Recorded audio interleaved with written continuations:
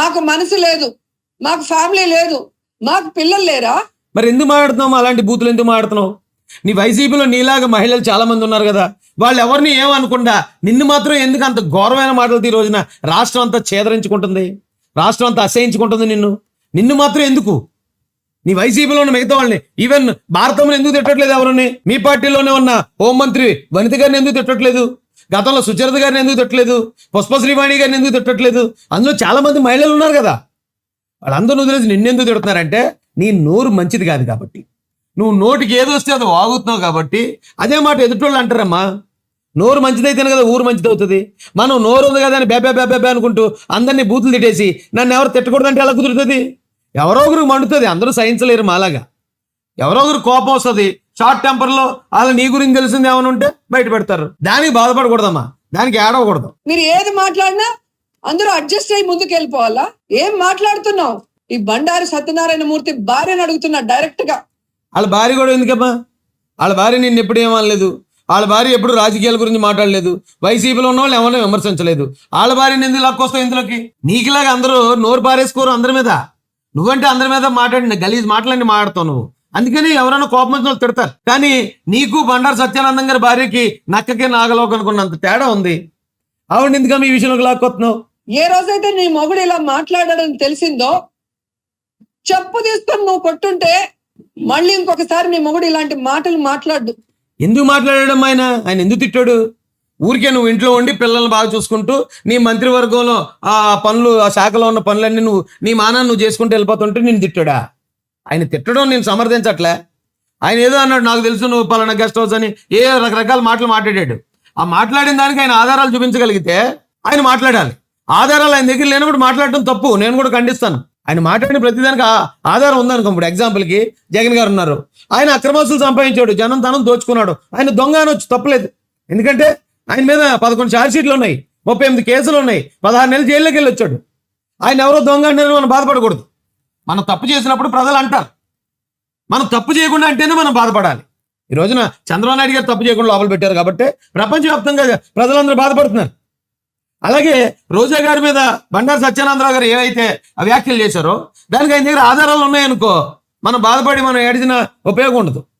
ఆధారాలు లేనప్పుడు ఆయన మాట్లాడకూడదు. ఆధారాలు లేకుండా మాడితే ఖండిస్తాం. కానీ ఎవరైనా ఒకళ్ళు తప్పు చేసినప్పుడు ఖచ్చితంగా అమ్మ నువ్వు పలానా తప్పు చేసావు అంటే అదేం నేరం కాదమ్మా. కానీ తప్పు చేయకుండా చేశారంటే నేరం. దీన్ని బట్టి అర్థం చేసుకోండి, ఆయన దగ్గర ఆధారాలు ఉన్నాయా లేదా, ఈవిడ చేసిందా చేయకుండా ఆయన అన్నాడా, what ever it may be, అది కోర్టులో తేల్చుకుంటారు. ఆయన కూతురు ఉంది, ఆయన కోడలు ఉంది. చూసారా మరి రోజా గారు ఇంట్లో రాజకీయాలకు సంబంధం లేని ఆడవాళ్ళని ఎలా తీసుకొస్తున్నారు చూడండి. అమ్మ నువ్వైతే అందరినీ తిడతావు కాబట్టి నిన్ను అందరూ తిడతారు, నువ్వు నోరు పారేసుకుంటావు కాబట్టి నీ మీద ఒకరిద్దరు గట్టిగా ఇచ్చేస్తారు. ఇళ్లలో ఉన్న మహిళలు ఎందుకమ్మా తీసుకొస్తున్నావు నువ్వు? నీకు మహిళలు అంటే చాలా గౌరవం కదా. మరి అవును నేను మహిళను కాబట్టి నన్ను ఇలాగ అనేస్తున్నారని నువ్వు బాధపడిపోయి నువ్వు గ్లెజరైన్ పెట్టుకుని ఏడ్చేస్తున్నావు కదా. మరి నువ్వెందుకు ఏ సంబంధం లేని మహిళలను తీసుకొస్తున్నావు ఇందులోకి? అది తప్పు కదా. వాళ్ళిద్దరు కనుక ఇలా ఒక ఆడదాన్ని నువ్వు మాట్లాడితే రేపు తిరిగి వాళ్ళు మమ్మల్ని మాట్లాడితే మా పరిస్థితి ఏంటి అని లాగి పెట్టి వాళ్ళ నాన్న చెంప పగలగొట్టుంటే. అమ్మా నువ్వు ఆడ మనుషులను నువ్వు ఏ రోజు మాట్లాడావు? అసెంబ్లీలో నువ్వు చేసిన వెకిలి చేష్టలు కానీ, నువ్వు ఇప్పుడు మాట్లాడుతున్న బూతు మాటలు కానీ, ఇవన్నీ ఏ మహిళ మాట్లాడుతుంది?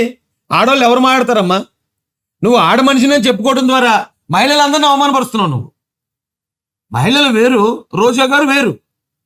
రోజా గారు లాంటి వాళ్ళు కొంతమంది ఉండొచ్చు, ఓకే, దాన్ని మీరు ఫైర్ బ్రాండ్ అనొచ్చు, లేదా పొలిటికల్ ఫైర్ బ్రాండ్ ఏమైనా పేర్లు పెట్టుకోవచ్చు. కానీ సాధారణ మహిళలకి మీకు చాలా తేడా ఉందమ్మా. మీరు అనవసరంగా నోరు పారేసుకుంటారు ఎదుటోళ్ళ మీద. మళ్ళీ ఇలాంటి ఆలోచన ఆయనకి రాదు. ఇన్ని మాటలు మాట్లాడితే ఏ ఆడదైనా ఏ విధంగా రాజకీయాల్లో ముందుకు నడుస్తుంది, ఏ విధంగా మహిళల కోసం ఫైట్ చేస్తుంది? ఒకసారి మహిళల కోసం ఫైట్ చేసావమ్మా నువ్వు? ఎక్కడమ్మా ఏ మహిళల కోసం చేసావు? మాకైతే ఇప్పటిదాకా ఎక్కడ తెలియలేదు. నువ్వు మహిళల కోసం ఫైట్ చేయడం పక్కన పెడితే కనీసం నీ శాఖలో ఉన్న పనులు కూడా నువ్వు ఏ రోజు చేయలేదు. నీ నియోజకవర్గానికి కావాల్సిన పనులు కూడా నువ్వు ఏ రోజు చేయలేదు. నువ్వెప్పుడమ్మా మహిళల కోసం పనిచేసింది? నీ నోరు మంచిదైతే నిన్ను ఎవరు ఊరికి ఏమన్నారు కదా. నువ్వు లబలబా అందరి మీద వాగితే ఎవరో ఒకరు తిరిగి మాట్లాడతారు కదా తల్లి. నువ్వెందుకు దానికి అంత ఫీల్ అయిపోవటం, ఇంత యాక్టింగ్ చేసేయటం, కళ్ళ నీళ్లు, ఇంకా ఆ కన్నీళ్ళు కనిపించట్లేదని దగ్గరికి జూమ్ చేయించుకోవటం, ఎందుకమ్మా ఈ సినిమాలో టెక్నిక్లన్నీ ఇక్కడ అమాయకమైన ప్రజలు మిమ్మల్ని నమ్మి ఓటేసిన ప్రజల మీద ఉపయోగిస్తున్నారే, అలా తప్పమ్మా. మీరు ఆలోచించండి, మహిళలందరూ కూడా సిగ్గు లేకుండా ఈరోజు లోకేష్ ట్వీట్ చేస్తున్నాడు. ఏం తప్పు మాట్లాడాడు బండారు సత్యనారాయణ అని నేను ఈరోజు అడుగుతున్నా. చెప్పమ్మా, ఆయన మాట్లాడిన దాంట్లో ఇక ఆయన పలానా ఆరోపణ చేశాడు, అది తప్పు, ఆయన ఇలాగన్నాడు, అది కరెక్ట్ కాదు, ఖచ్చితంగా నువ్వు ఖండించు తల్లి ఆయన మాట్లాడిన మాటల్ని. 10 సంవత్సరాలు మీ పార్టీ కోసం పనిచేశా, 98లో ఎక్కడో ప్రచారానికి వచ్చానంటున్నాడు కదా. మా పార్టీ మనిషి కాదన్నప్పుడు ఎందుకు నన్ను ప్రచారానికి పిలిచారని చంద్రబాబు నాయుడు అడగండి. అదేంటమ్మా అదేం లెక్క? ఇప్పుడు నువ్వు పార్టీ మనిషి కాకుండా అక్కడికి వెళ్ళాడు అని చెప్పి ఆయన అన్నాడు అంటున్నావు, నేను అప్పుడు పార్టీ మనిషినే అని చెప్పు. లేదా నేను ప్యాకేజ్ తీసుకుని వచ్చాను అక్కడ ఎన్నికల ప్రచారానికి, అది చెప్పు.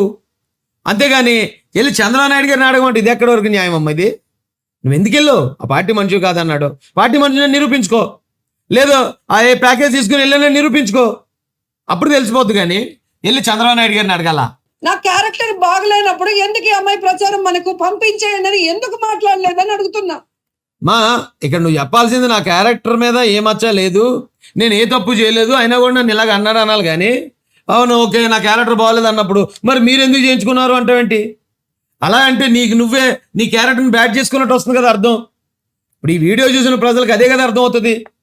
అవును ఇక నా క్యారెక్టర్ బాగున్నప్పుడు మీరు కూడా చేయించుకున్నారు కదా అన్నట్టుంది దాని అర్థం. ఇంకా కొంచెం నువ్వు స్క్రిప్ట్ బాగా ప్రాక్టీస్ చేయాలమ్మా. ఆ రాసేవాడు ఎవడో బాగా రాయించు, మంచి అర్థం వచ్చేలాగా. ఇక్కడ నిన్ను నువ్వే తిట్టుకున్నట్టుంది నువ్వు మాట్లాడే మాటలు. ఐరన్ లెగ్ అని చెప్పి మొత్తము జగన్మోహన్ రెడ్డి గారి కుటుంబంతో సహా అందరు లీడర్లకి మెసేజ్లు ఫార్వర్డ్ మీరు చేసింది కదా.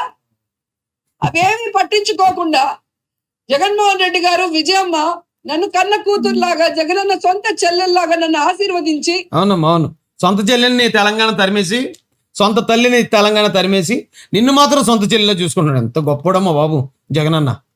నన్ను రాజకీయాల్లో ముందుకు నడిపిస్తుంటే ఏ విధంగా అపోజిషన్ ఎమ్మెల్యేగా నేను అడుగు పెడితే, ఎమ్మెల్యే అయ్యి లోపలికి అడుగు పెట్టిన రోజు నుంచి నువ్వు బ్లూ ఫిలిం చేసావు, నీ క్యారెక్టర్ ఇది అని చెప్పి ఏ విధంగా ఎస్సీ మహిళలతో అసెంబ్లీ ఆవరణలోనే సీడీలు చూపించిన మీరు ఎస్సీ మహిళలతో అధికంగా మళ్ళీని గతంలో మీరు ఒకసారి అన్నారు మేమేం ఎస్సీ ఎస్టీలం కాదులే మా దగ్గరికి రావచ్చు అని, అప్పుడు కులహంకారమైన వ్యాఖ్యలు చేశారు. ఇప్పుడేమో ఎస్సీ మహిళలతో సీడీలు చూపించారు అంటున్నారు.